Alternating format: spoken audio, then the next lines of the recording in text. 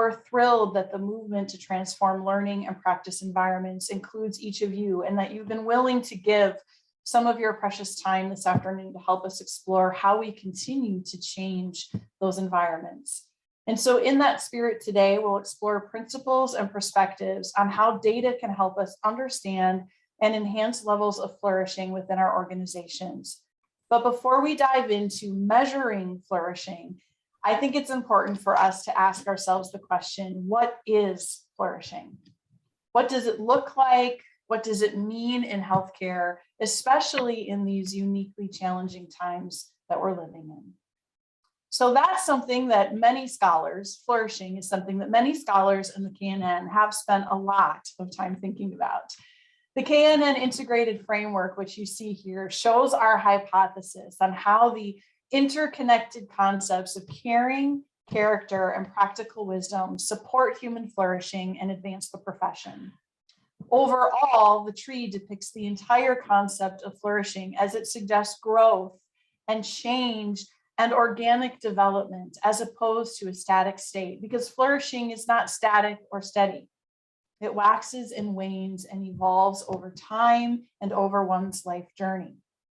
The visual also shows that these concepts operate at many levels. There's individual flourishing, organizational flourishing, and societal flourishing. Because flourishing is multifaceted, let's briefly touch on 3 ways of understanding it as an individual: how flourishing can be measured, common pathways to get there, and what one might experience when they are flourishing. In a 2017 paper, Dr. Tyler Vanderbilt of Harvard's Human Flourishing Program proposed the Flourishing Index, and you're seeing some of that in front of you right now. The Flourishing Index is a measurement model based on scores across the 5 domains, and optionally a 6th domain, which is financial stability. It offers a way to gauge individual levels of flourishing and changes in one's flourishing over time. So what contributes to flourishing in these 5 domains? In this same paper, Dr. Vanderbilt proposed 4 pathways: family, work, education, and religious community. Now, these are not the only possible routes to flourishing, but they represent the most common ones that had notable effects on individual scores across the domains of flourishing. Finally, when it comes to the qualitative experience of flourishing, Francis Su paints a vivid picture in his book, Mathematics for Human Flourishing. Perhaps most intriguingly, Dr. Su recognizes the possibility for individuals to flourish even in challenging circumstances by living with integrity and a wholeness of being and doing. Measurements, pathways, and experience combine to create a picture of how an individual may flourish, and that's a powerful foundation. But we don't want to stop with the individual. As we touched on, academic medicine and healthcare settings today need environments and organizations that create the conditions of possibility for flourishing. So, how do we capture a similar snapshot of how our organizations are doing, so that we know where to focus and when we're making strides? And given the time pressures and priorities that we all juggle, where can we leverage existing tools to keep things manageable and even just discover where we might already be capturing flourishing levels without even knowing it? So these are the questions that we want to grapple with during our time together today. Think how powerful it could be to identify promising ideas and possibilities through our dialogue today. And that is truly our intent and our hope. So in support of that, we are honored to have Dr. Regina Russell and Valerie Dandar with us today. Each will present briefly to share measurement tools and approaches that they are currently utilizing as a jumping off point for further thought and exploration. Dr. Regina Russell is Assistant Professor of Medical Education and Administration at Vanderbilt University School of Medicine. Valerie Dandar serves as the Director of Medical School Operations Research and Standpoint Surveys Program at the Association of American Medical Colleges. Thank you to both of you so much for being with us today and adding to our conversation. Leading us off is Dr. Regina Russell, who serves as the Director for Learning System Outcomes in the Office of Undergraduate Medical Education. She's the chair of the VUMC Learning Environment Assessment and Feedback Committee and the co-chair of the Clinical Learning Environment Work Group for our very own KNN. In Regina's work, she focuses on the measurement of both individual and organizational performance to help drive learning and educational quality improvement. She'll be sharing perspectives with us today on reporting processes and principles that they've learned at Vanderbilt. So Regina, let me turn the floor over to you. Thank you so much, Kamara, and also big thanks to Michelle Morris, who did all of the organizing, getting us ready for this today. If you could go to the first slide for mine. What I want to talk about today is a project that we have been running at Vanderbilt School of Medicine, School of Nursing, and Medical Center for about the last 8 years, I think, and then for about the last 4 years, we've had assistance from the Kern National Network to build that out as well. This is the front page of our most recent report card. We're building the one for the 2021 data right now. But what I want to point out to you is this is the product of our committee work. So each year we do an annual report card. We call it the Interprofessional Clinical Learning Environment Report Card, iCLERC for short, and it is the product of our LEAF committee, Learning Environment Assessment and Feedback, and we pulled together people from nursing, medicine, the medical center, staff, students, to talk about the data that we're seeing in particular areas. So if I'm going to talk about 4 kind of big principles about how we operate our model that I'm hoping may be helpful to you in your thinking and to the discussion today about how we measure what we measure and why we measure. So I'm going to talk about collaboration. I'm going to talk about focusing. I'm going to talk about selecting measurement indicators, and then also about responding. So if we could go to the first slide. All right, so I know this is too small for you to read, but this is available online. I think it might have been sent out in advance as well. But the first thing I wanted to point to is that whenever we are thinking about learning environment measurement or making changes in learning environments, that it should be a collaborative process, that we should be thinking about collaborating from the start on that, because learning environments are shared spaces. And so there are many different people coming from different backgrounds, different professions, there's different stakeholders in clinical learning environments. So at Vanderbilt, we focused specifically on clinical learning environments, and there were some institutional reasons for doing that.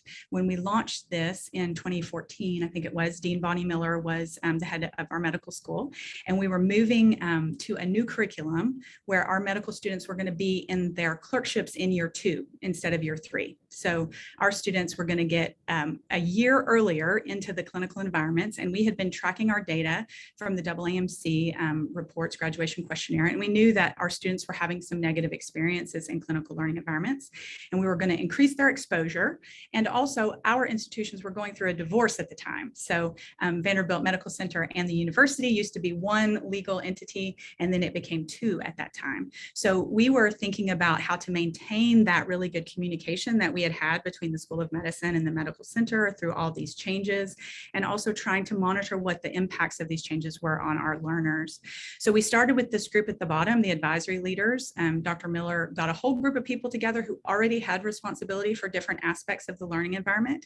So our dean for diversity, our student affairs dean, so people who are already tracking reports of concerns, who are already responsible for some aspect of maintaining a positive learning environment. So we put all those people together in a room. Bonnie had seen the men's and women's health report cards for the state of Tennessee, and she felt like we could do that. We could identify our data that was important to us about learning environments, and then share that as an opportunity to encourage change. So that first advisory group, we met for about a year and came up with our framework. And then in each subsequent year, we have new members that come on, and you can see this is last year's group, but we have medical students, nursing students, staff, and faculty. So, and then, as I said, about 4 years ago, we were able to collaborate with the Kern National Network. I'm the co-chair with Marty Muntz at MCW of the Clinical Learning Environment Work Group, where we really were able to elevate some of these conversations systems across our schools and think about how does this look and how might different models work in different places. And also particularly, how do you respond to some of the concerns that we were seeing across? So you can go to the next one. So then the second big principle that I wanted to talk about with you, in addition to collaboration, is that when you think about measuring learning environments or any kind of organizational measurement, it can be very huge. There are so many different concepts and ideas at play that you really have to decide what are going to be our priorities and how are we going to focus down on those. So this is the framework that we developed. And I've noticed here that frameworks really help identify shared priorities across groups. So there are many frameworks out there. The Macy Foundation came out with a framework in the last couple of years. We decided to focus in three main domains: learner development, patient care, and professionalism. And professionalism is what most people think about when they think about making improvements to the learning environment. We're often thinking about, how do you report a concern? Can we make the environment more inclusive, or focus on wellness or well-being and flourishing, like Kamara was saying? And so often those are referred to as the climate, or how it feels to be part of that organization. Because we were focusing on clinical learning environments, we also really wanted to highlight the fact that students, learners, pick up a lot from just role modeling in clinical environments. And so the ways that those clinical environments are operating as part of the education function. And there is data about that that comes from patient feedback from faculty and staff that work in the medical center. So we can draw on some of that information to let us know how we're doing in some of these areas, like patient safety, quality improvement, that we want our learners to see good role modeling about in clinical environments.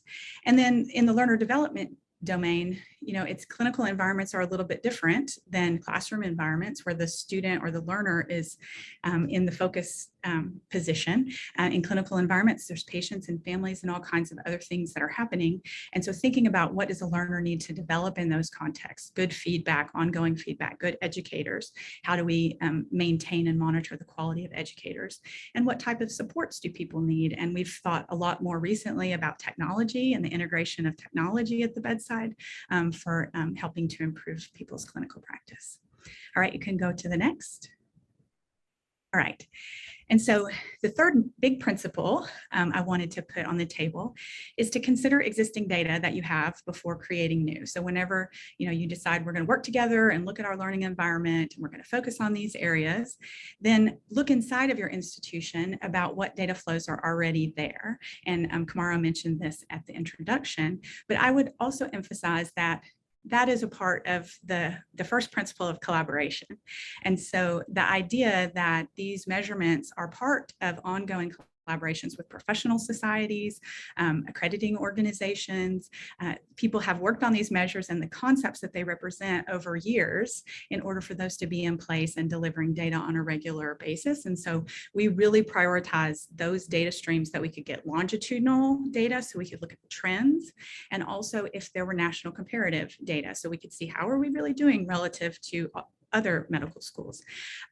What we realized when we went about this process, that nursing didn't have a comparable graduation survey that was national. And so our nursing school, we went about working together to create a survey that they run internally that matches medical student items, so that we can get some sense of sort of where they're aligned and where they're different. But I would just say that this is one piece, one of the 9 topics that we track, addressing concerns. And it was one of the top priorities, this, do you know procedures to report mistreatment or concerns? And you can see that 16-17 was the first year we started tracking the data.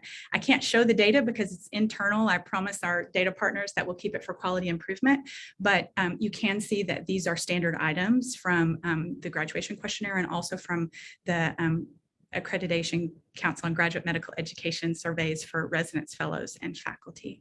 And then we also get data from our medical center employee surveys, patient surveys, etc.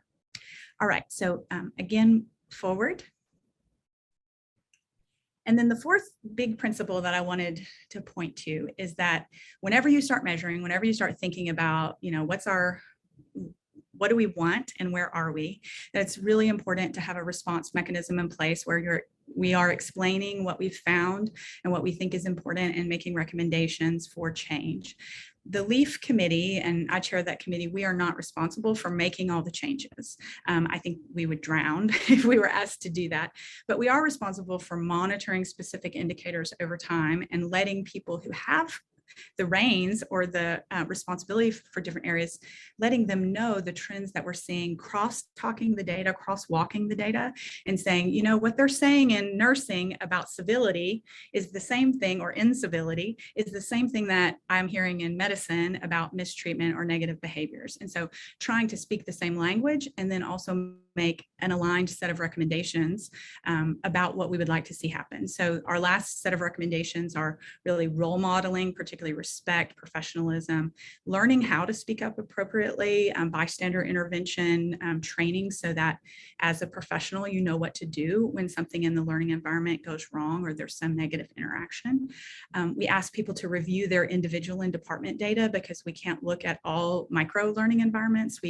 Our focus has been on providing a framework and then looking at the larger institutional data, but it's more effective if departments look at their own data as well and say, this is important to us and we're tracking that.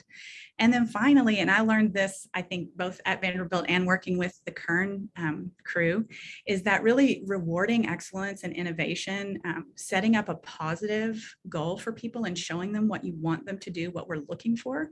And then, you know, there will be times that there needs to be remediation or adjustment, but that is directed and private and with resources to support. All right, then there's a summary slide here at the end. Oh, you'll have to go forward. Yes, you can click again. All right, so these are the principles that I just talked about. Just to recap, I think if you're thinking about measuring organizations and spaces that have a lot of stakeholders, your first step is collaboration, thinking about how different groups share that space, and then focusing, creating a framework or some set of priorities that people can agree to, so that then you can identify measures that will indicate if you're moving in the direction that you want, and to consider those existing data sources as collaborations. And I'm excited to hear Valerie's talk in a few minutes, where she talks about the work. She's going to talk about the work from the AAMC and continuing to develop out these data sources. And then how are we responding? How are we role modeling? How are we asking people to do something different because we watch this data and we've noticed some trends that we would like to reverse or to enhance. All right, then the final set is just a set of references for you. You can click forward one more time. All right, yeah. So that first one is a link to our report card online. So if you look this up, you'll find it. You can't see the data. There's a public facing version, but you can see what we're talking about. That next link is a paper in the Journal of Professional Nursing about how we developed this report card process across our schools. The third is a link to the RISE system, which is a tool that was developed, collaboration between students and deans, because the medical students were asking for a different way to report concerns, and one in which they could also report accolades where somebody did something fantastic, and we want to note that as well. And then the fourth link is to a paper about the School of Nursing's learning environment survey that has matched ours so that we can share that data. And then the last one I'm really proud of, this is a medical student, a graduate, Dr. Michelle York, who developed a bystander intervention training and delivered it for her peers, and then built that model into a paper for MedEd Portal to share with others about how you can do that. So I think though we aren't responsible as the LEAF committee to do responding, we often will target one thing that everybody agrees could really make a big difference. And if people can pull in that direction, we try to do that together. And the bystander intervention is one that has gotten a lot of positive, I would say, feedback, and people feel like that has an opportunity to really make a difference in culture in the moment when something happens that is uncomfortable or what we wish wouldn't be representative of our learning environments.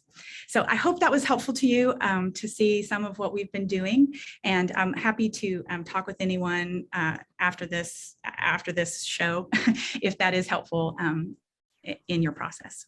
And I think that's the end of my time. Oh, thank you. Yes. Yeah, thank you so much, Dr. Russell. I love the principles: collaborate, focus, measure, respond. So important for us as we think about capturing. I think that first one in terms of collaboration is so powerful. And when I think about, what we're hoping to do together, even this afternoon, is to just come together and really collaborate around how we might look at what already exists, much like Vanderbilt did in putting their report card together, as we think about how we measure flourishing at the organizational level. So next, I'd like to introduce Valerie Dandar. With a background in qualitative and quantitative research, Ms. Dandar has worked with medical schools for over a decade. I have personally worked with her for over a decade on standpoint surveys and other sorts of things at that level to assess culture and climate and recommend strategies for improvement. Valerie is published on several talent management issues, including faculty and staff engagement, retention, professional development, and wellness, as well as working on diversity, equity, and inclusion in academic medicine. She is here this afternoon to really help educate us on work that's being done at the AAMC in terms of reporting and their measures, and how some of those things might be able to help to inform or help us better understand the current state of flourishing and its drivers within our organization. So Valerie, thank you for being here, and the floor is now yours. All right, so as Tamara mentioned, I'm going to talk a little bit about our Standpoint Surveys program today, but really within the topic of employee engagement and its connection to human flourishing.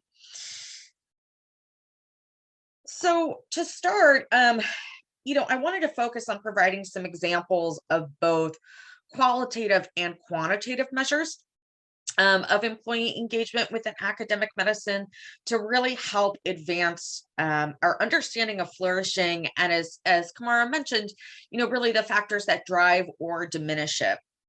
And I want to emphasize, as Dr. Russell did as well, that our measurement is really only as good as what we do with the resulting data. And with any data collection, if we're trying to drive human behaviors and change perceptions, we really need to be transparent in reporting out the data, but also design action plans to act upon the data that people are sharing with us through our collection efforts. And I want to be really intentional about the word sharing with us. We're learning from individuals, we're learning from each other, and we should really personalize our data collections in that way. And so as I began thinking today about this presentation, I was reflecting on the KNN framework that Kamara shared earlier, and really believe that the measurement of employee engagement focuses on the three inner rings here. You'll see that I've highlighted in that red circle: individuals, health professions, education, and practice environment. But when we do talk about engagement, there is also implications for the fourth ring, being society overall, and we'll get to that in just a moment. And so research has been done by others who agree that there is an overlap between the concepts of engagement and human flourishing. Here's an example of a framework that I really like by Crystal Weideman that illustrates how the workplace environment impacts and shapes one's perceptions of purpose and need fulfillment, which in other words, I think, really reflects those concepts of caring and character shown in the KNN framework. And then how in turn, those drive employee engagement when supported by strong talent management policies and practices in the workplace. And in practice, we see this work is actively being applied. And I want to give a shout out to our speaker from the first webinar, Dr. Matt Lee, and his colleagues at the Harvard University's Human Flourishing Program. And as you may know, they are currently studying how one's work and workplace policies contribute to flourishing, and then how flourishing therefore impacts employee engagement and positive organizational outcomes such as increased productivity and retention.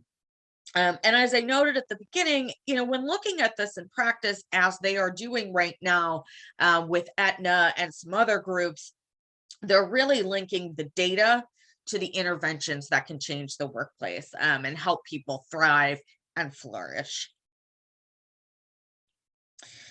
And so, as mentioned today, I am the director of the AAMC Standpoint Surveys program.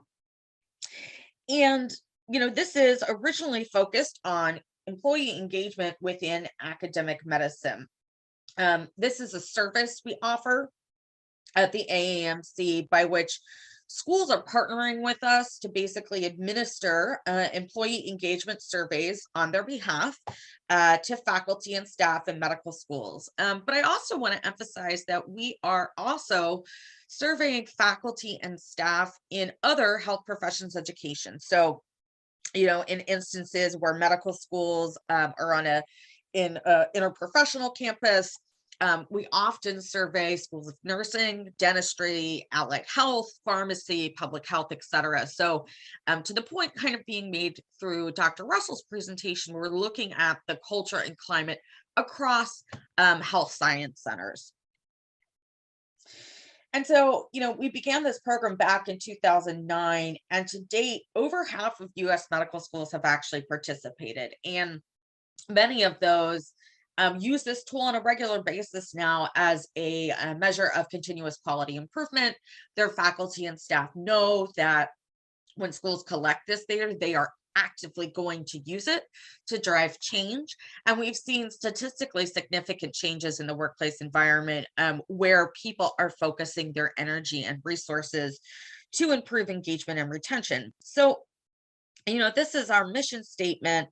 Our goal is really to help institutions measure, understand, and improve their workplace environment, knowing that there is a unique talent management imperative to academic medicine and health professions education overall, specifically that this is a unique population. This is a small defined population, and we need to continue to recruit and retain talented faculty and staff who are delivering on our missions of providing a high quality education, delivering research and discovery and innovation, as well as high quality patient care. And so that really, again, gets to that concept of the impacts on society.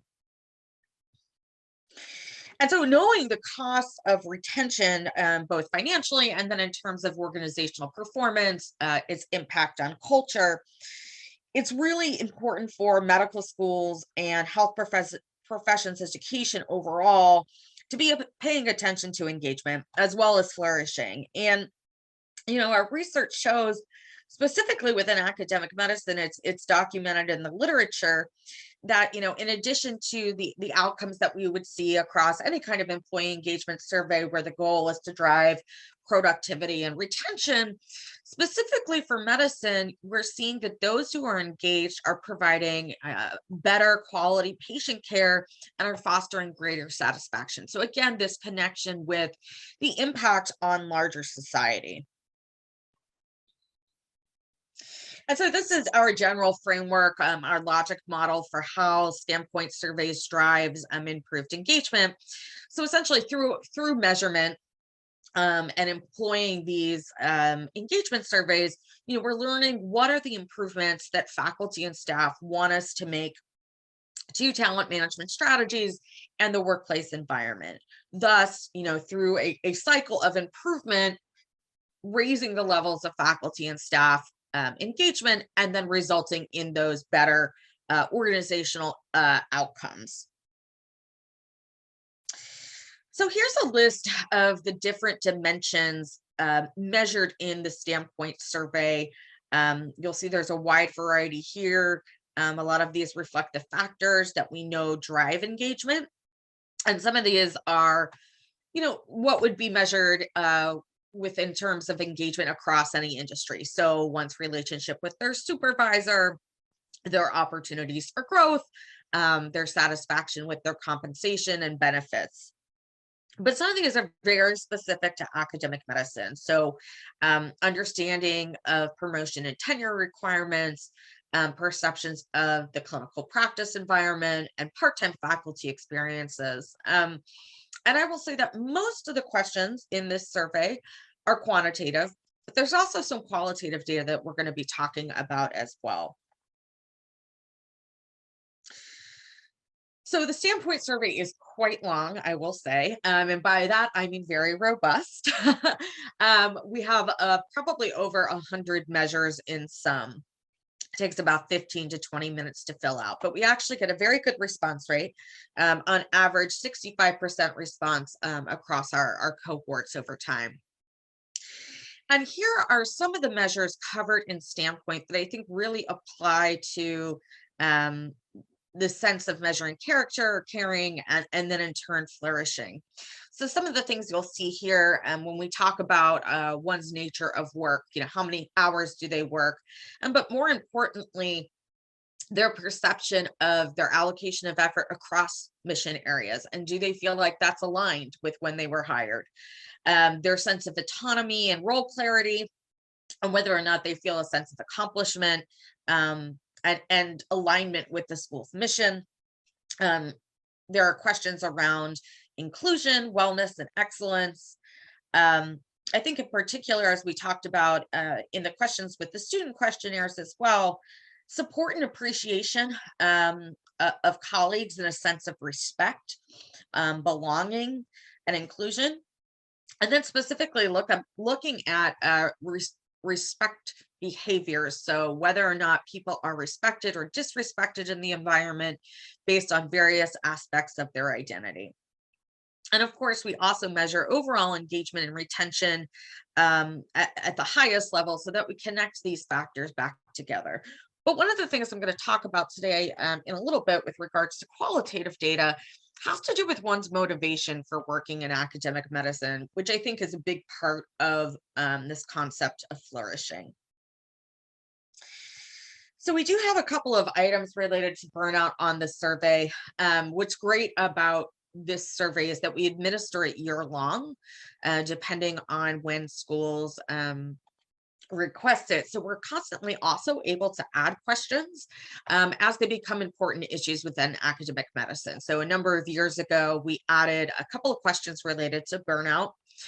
This is just one example. It's a non-proprietary question based in literature, asking one to evaluate their sense of burnout, and essentially gets at whether or not folks are experiencing one or more symptoms of burnout and to the degree of which they may or may not need help. And this is just one example. What I did want to draw attention to as well is that we have a number of schools who add questions to this survey. So we've had a lot of folks with permission add questions from different burnout, wellness, and resiliency measures that already exist to help further that understanding of where their faculty are. And to that point of there being many, many different measurements available to assess these topics, myself and a number of colleagues from the community wrote this report in November, The Rise of Wellness Initiatives in Healthcare, discussing some trends about wellness programs, how they're designed and supported, as well as the role of well-being champions at organizations. And I wanted to draw your attention not only to the report overall, but one of the appendices in this report actually has a list of dozens of burnout, wellness, and resilience measures and instruments that are available, as well as links to those instruments. So, if you're on the hunt, take a look at this. It's a free publication on our website and gives you a lot of really good examples of tools out there.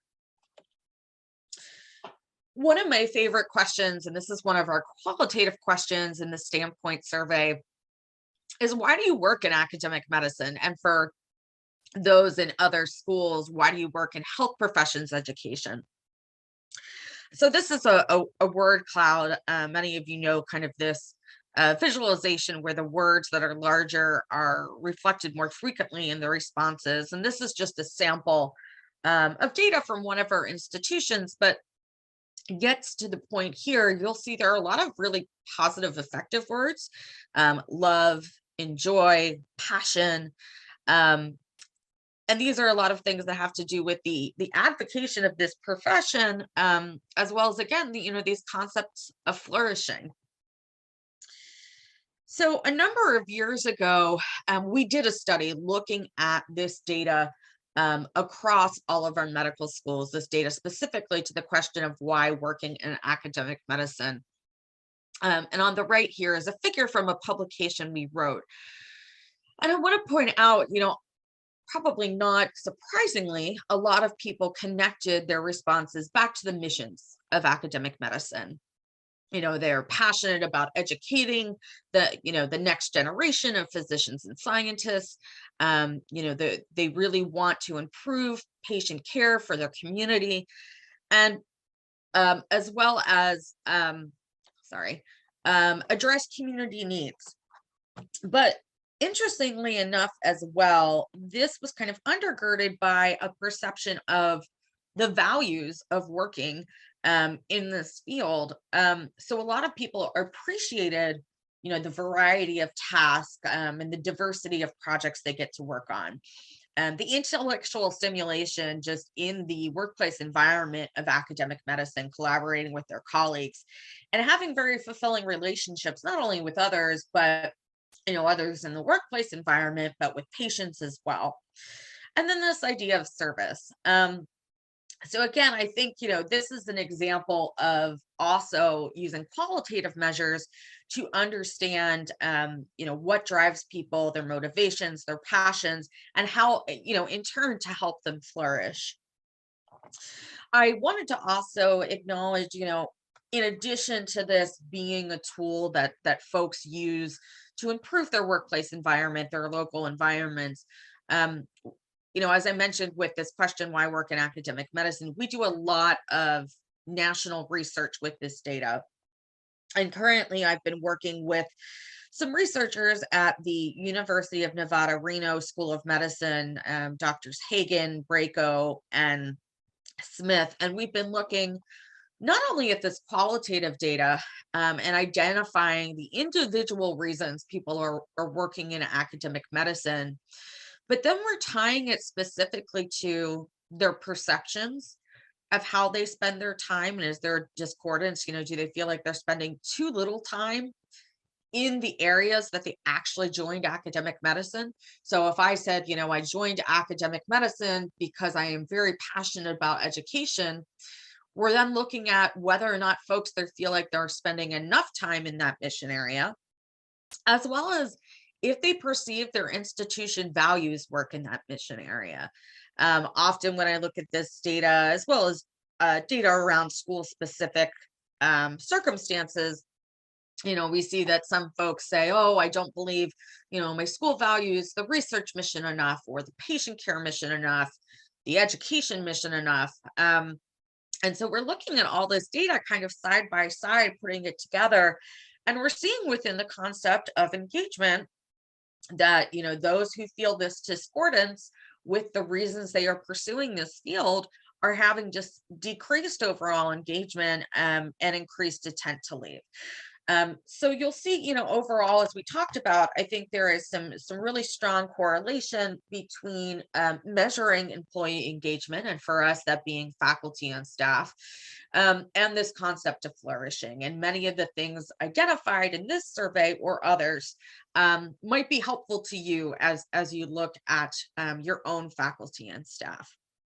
And as I mentioned, there is a lot of other tools out there. There are ways for you not to have to recreate the wheel. And especially, like I said, that publication I mentioned has a really long list to kind of start you with. And as Dr. Russell stated, measurement is really only as good as it is repeated and as it's connected to action to drive change. And one of the things that I want to close with that I think is really important is sharing and discussing this as a community. We have a community within Standpoint Surveys that Kamara has actually been a part of for a long time, sharing promising practices for things that work and things that don't at our institutions. And I think that's what I really value about this forum of the KNN and the conversations that are being had as part of this Transform Medicine series, where you really can share promising practices. And so with that, thank you very much. Oh, thank you so much, Valerie.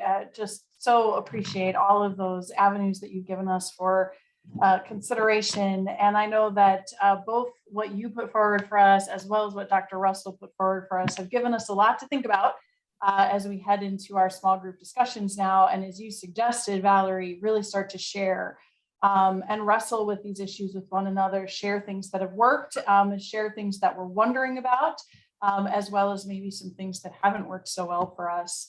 So to set the stage for us as we go into these small group discussions, I'd like to start by just hearing a little bit from you as we think about what we have done so far. So I'm wondering if you would just put into the chat what measurement tools or data sources are currently used by your organization that might address elements of flourishing. For instance, are you doing engagement surveys? And are there elements on the engagement surveys that potentially could be pulled out to look at these sorts of things? What about any kind of climate surveys that you may be doing?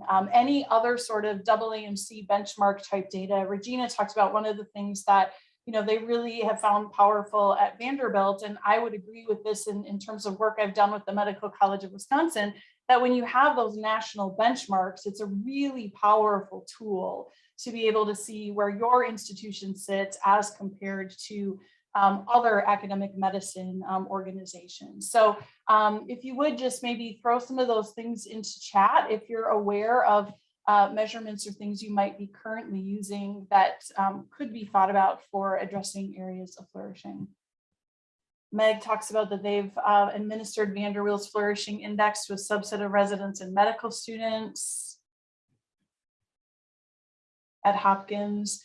I do know at the Medical College of Wisconsin, we have been using the Standpoint survey for quite a while now, and some other employee engagement surveys as well as some climate surveys, and have been using all of those to help inform. And I think there's a lot in there that we could look at, as Val indicated, both, all of that sort of that spectrum of elements within the canon framework, with the caring, the character, and how that leads to flourishing.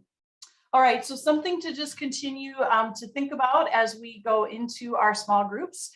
We're going to move into our small groups for approximately 50 minutes, which sounds like a long time, but last time we got comments that there wasn't enough time to discuss everything. So we're hoping that these will be really robust conversations for you.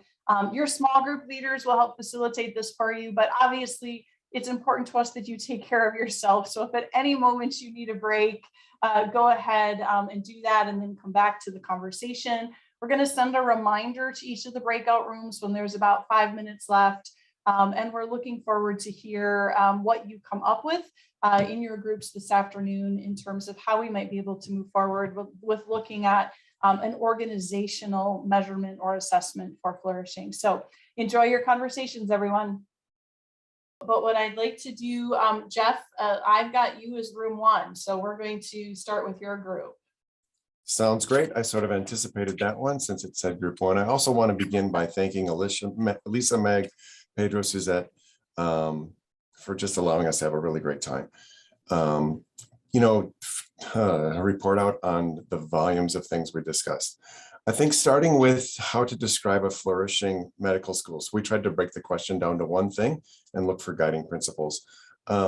One of the key themes we thought about was trying to create a culture and climate that's comfortable rather than intimidating, a place where individuals and groups can authentically find themselves, a place where we're able to be free and grow together, as well as be challenged in a non-toxic environment. Again, terms like accepting, looking for truth, civil discourse, respect for being our authentic selves.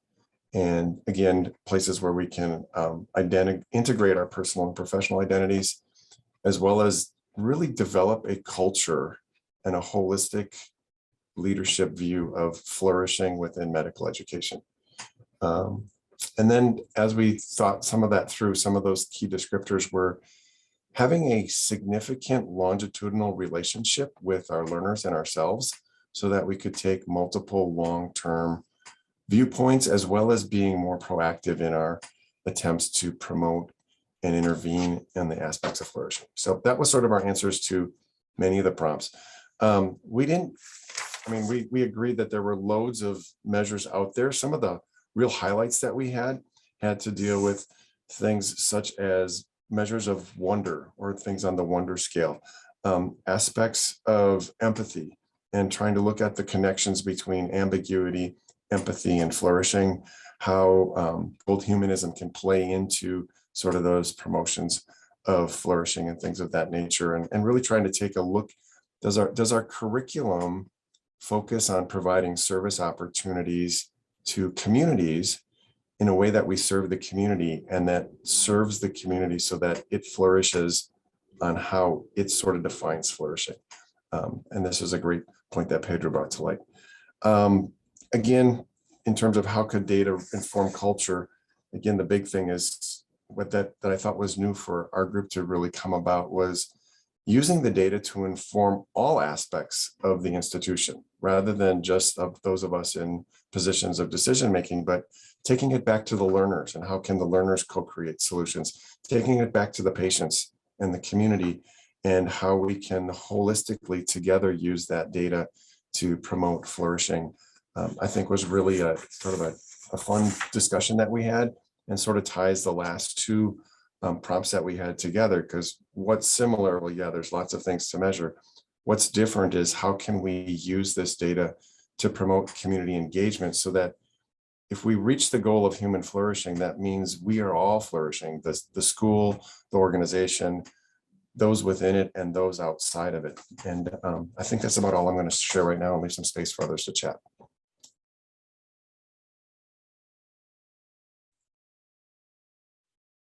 Thank you. Is there anyone else from that group or that room that would want to elevate any other ideas before we move on? Okay, thank you. There was so much in that, and by the way, we will be sharing out. I know Sarah just put something in the chat, but we will also be sharing out the compilation of ideas from all of this as well, so that you'll have everything that's discussed, and you don't feel like you have to capture it all in this moment. Jeff, it's powerful where you ended in terms of your group, really thinking about, wherever we land with measurement, to think about that in terms of impacting the whole community. And some of you have heard me say this before, but I'm hearkening back to our last TransformMedicine session, where Dr. Lee put up the picture of the high rise with the pools on the deck overlooking what I envision to be a favela in Brazil, just because I've spent time there. So I always, when I see that picture, it always looks like that to me. And asking sort of that societal question, right? That if we're not all flourishing, are any of us flourishing, right? And so that really powerful concept, Jeff, that I think you brought back there at the end, in terms of whatever we do, using it to impact the entirety of our community, and to make sure that it's informed by the entirety of our community as well. So thank you for that. Group 2, Julia, over to you. Hi, yes. Ellie and I had a really great conversation with our group. In our group, we had an assessment expert, a clinician, and a positive psychologist. So we really had a dream team for our conversation today. Regarding a flourishing environment, we had a great conversation about really how groups are interdependent on each other, but also like individual mattering comes into play. And so how those two work together. And one of our people said, it's really like a dance. It's kind of like a dance between the individual and the organization, so that everyone can share their unique abilities and the entire organization flourishes. So I thought that was a really great way of visualizing what happens between those individuals and the organization. When we were speaking about measurement, we came down to and had a great conversation about really 3 main themes. bystander syndrome, psychological safety, and really your own personal circle of influence. And when we were talking about bystander syndrome, it was really an individual effort that you can speak up in those situations when you see aggression, and create that environment then where that doesn't get tolerated. And then also your circle of influence and thinking about what you can control in the moment and what you can't control in the moment. So again, 2 individual activities, but then psychological safety really takes that community. And if we can get those 3 things, if we can have those 3 things working together, we can measure those and measure flourishing in that way.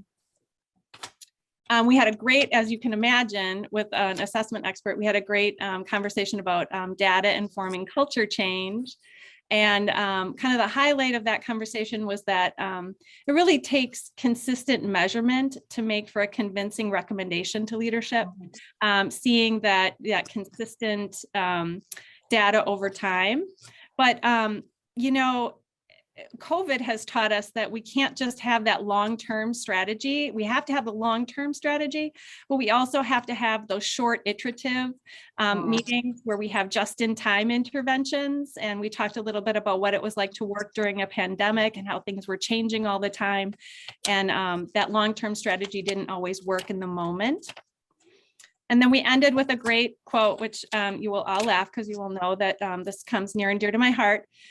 We spoke at the end about how we're all human and we really need a human-centered approach to flourishing because we're all in this together and we have to look out for each other. Thank you, Julia. Anyone else from Julia and Ellie's group that wanted to raise anything that wasn't shared? Okay. Oh, it sounds like you all had a great conversation. Again, what stands out to me in what you shared, beyond just what you ended with there, Julia, which is so true, the humanity of it all, which seems so foundational to this concept of flourishing and organizational flourishing. And all the years that I have worked in faculty wellness and faculty development, you know, when I wasn't always working on the affirmative side of it, right, but rather the how do we get rid of this burnout? How do we, you know, what I would constantly hear is I feel like a cog in a big machine, right? And so the loss of that humanity and that individuality, and one of the things that you really brought out there was that sense of the importance of both the individual flourishing as well as the community flourishing, and sort of the intricate dance that those two weave, and that in the midst of looking at one or the other, we can't lose one or the other because they both have influence. It reminds me of when we were putting together the framework for the KNN and those blue circles, the blue concentric circles. You know, we really were thinking about the impact that those circles have on the individual and that the individual can have on those circles. And how there's such an interplay there. So thank you. All right, that brings us to Alverno and Tara. Alverno. Thank you, Kamara. We got a really nice discussion. You know, you could start this by saying 3 doctors and an engineer walk into a room, and we had a really thoughtful discussion that really started with talking about mattering and how everyone wants to know that they matter, that they are listened to, and that they are heard as a sign of respect. Because, and then thinking about how people are asking today, you know, why am I here? Even across their life or career, what's my purpose? Do I belong? And so we even talked a little bit about how Gallup measures well-being by measuring people's sense of mattering and their sense of belonging, and how that translates into increased well-being when those things are moving in the positive. And so, you know, we also talked about how identity and agency and purpose, how they become heightened when you feel them from your organization, but especially when you feel them within your specific unit, the specific area where you work, the people that you work with. We talked about how, thinking about people holistically rather than as groups of people. So not just as one large sort of conglomerate, but rather thinking of them as individuals. We talked about the culture today and how technology has amplified a culture of unforgiveness and a culture of what we call cancel culture, and how difficult that is for individuals to overcome when they feel targeted by large pieces of and bunches of this culture, and how some people feel the isolation that takes place, that same isolation in their workspace, where they're afraid to make a mistake, or they're afraid to drop the ball in some way, where they feel like there's going to be some kind of punitive action rather than support the opportunity to grow and to talk about it. So people are in places where they don't even want to talk about things that don't go right. We also had some discussion around if we were emphasizing things like forgiveness and kindness, how that could play into what people do. So the outcomes, the joy that people feel about their work. Are people generous in what they're doing? Do we see people wanting to volunteer, to help? Do we see people going the extra mile? Or do we see them kind of shrinking away from that? One of our doctors talked about how during the pandemic, how many physicians experienced and nurses experienced patients turning against them, not trusting them, and how that creates a deep wound or deep hurt for that caregiver because of the circumstance, and how the pandemic exposed that as well. And have we measured that? Do we have measures in place? How do we see how people are doing today, and how are they recovering from some of those wounds and things that have happened during the pandemic? And so, it can be a vicious cycle, right? And so we also, then our discussion shifted to emotions and behaviors. So again, we were going into, do people have personal connection? Do they feel like they are valued by others that they work with? One poll, I think Gallup suggests, do you have a best friend at work? In other words, do you know that there's someone that you work with who cares about you? And being cared about, and how that translates into well-being, happiness, productivity, everything follows when people feel supported that way in their workspace. We also talked about, what gives insight to whether or not people are flourishing? Can we find out what's their happiness factor?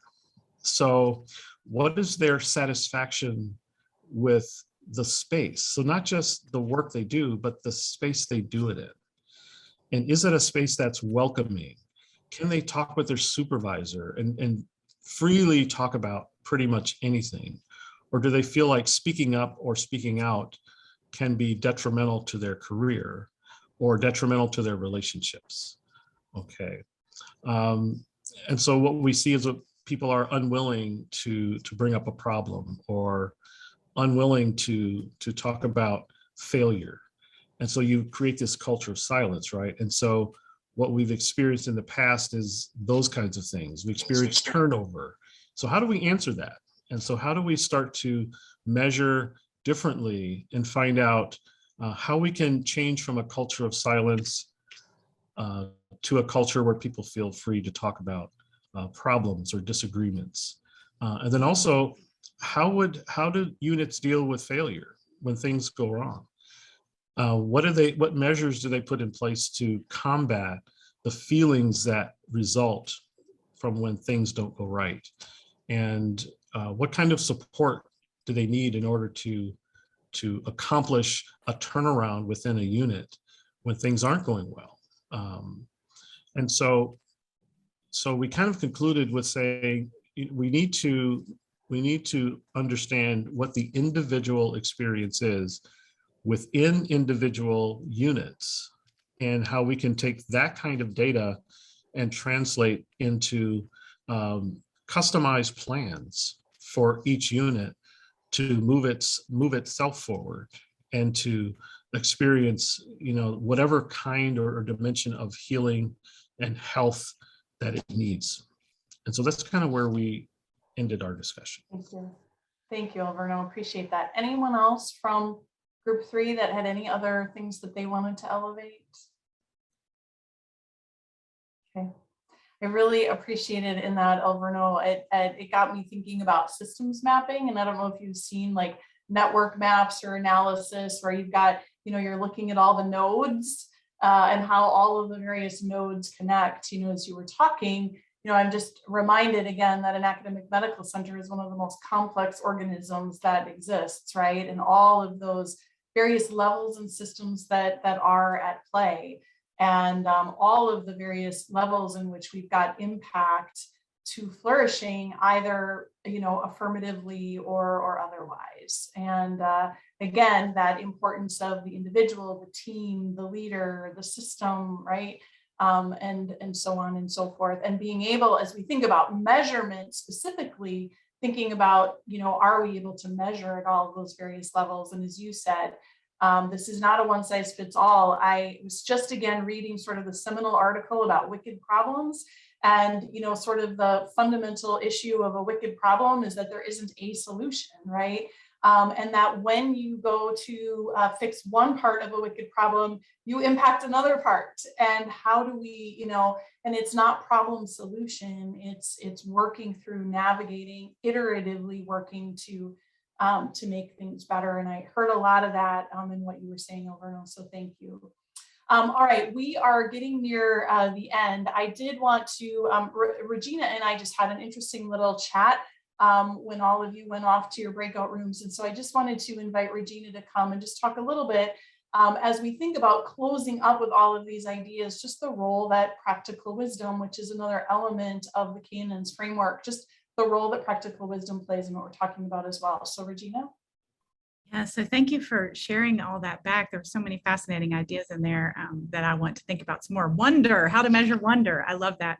I was saying that I feel like when you know your data and when you've decided what you want to measure and you're tracking that over time, that really can give the organization, the people in the organization, something to hold on to in terms of practical wisdom. So we know when we see our data whether something is anomalous and is something that we need to sort of pay attention to pretty quickly, or if it's kind of our trend and that's how we've been addressing it, and maybe we need to do something different, but at least you can make some practical decisions and be wise about what your next step might be, because you know what your status is and where you're trying to go. So it made me think of that piece when I was listening to Valerie talk as well. Thank you. Thank you so much. Okay, so as I mentioned earlier, this session came out of the last session that we had, where we ended that time together by saying, what is the one thing that you think the Cannon should focus on in terms of advancing flourishing? And one of the strong themes that came out was this idea of starting to measure. How can we assess flourishing in our organizations with the belief that sort of, what's measured matters and oftentimes gets budgeted and gets focused on, right? If we're just going to be really, really practical about this from a systems and an organizational perspective. And so thinking about how do we advance measures of flourishing so that we can continue to impact cultures. And the idea is that these are going to continue to be action oriented, that we want to continue to move the needle on some of these things that we all believe are most important. So I'm going to pose a question for you again today that I would ask for you to give some responses in the chat. We're also going to follow up with you, but the intent is that we not just have a conversation about measurement, but that we continue to take ideas that we've learned from the groups today and move them forward. And so do know that if you would be interested in continuing with even a smaller work group to wrestle with this and think about putting some recommendations forward, we would love to hear from you on that as well. So here is the question that I'm just going to put in chat and ask you to think about responding to. And thank you, Michelle, put it out there. What is the most promising idea that you've heard today? If there's something that you would want to continue to have pursued or looked into, what would that be? And if you would share those ideas with us, we would really appreciate that as we continue to think about, okay, what is the next step that we take after this session today, and what we've had an opportunity to begin to think about together. So again, as I said, we're going to compile all of these things. We will get them out to you. We will use them to inform upcoming events. We do have a next session scheduled, which is going to be in May. And based on, again, our first convening, one of the other items that we heard was, looking at how we shape organizational cultures.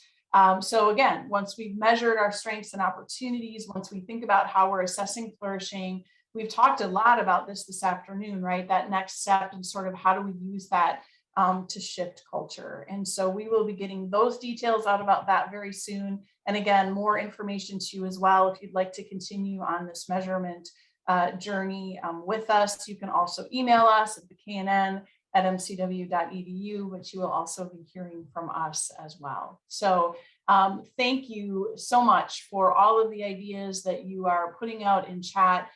We look forward to continuing to hear from you. So on behalf of the KNN, thank you. I know you're all busy. We all have a lot going on, so we appreciate the time that you've taken to join us. Thank you to our presenters, to our facilitators, to all of the staff who helped to support, and again, to the Kern Family Trust and Kern Family Foundation. And we look forward to continuing to partner together as we work to continue to transform the culture of medicine together. So thank you all very much. We'll see you again soon. Have a wonderful rest of your afternoon and a wonderful week. Bye-bye, everyone.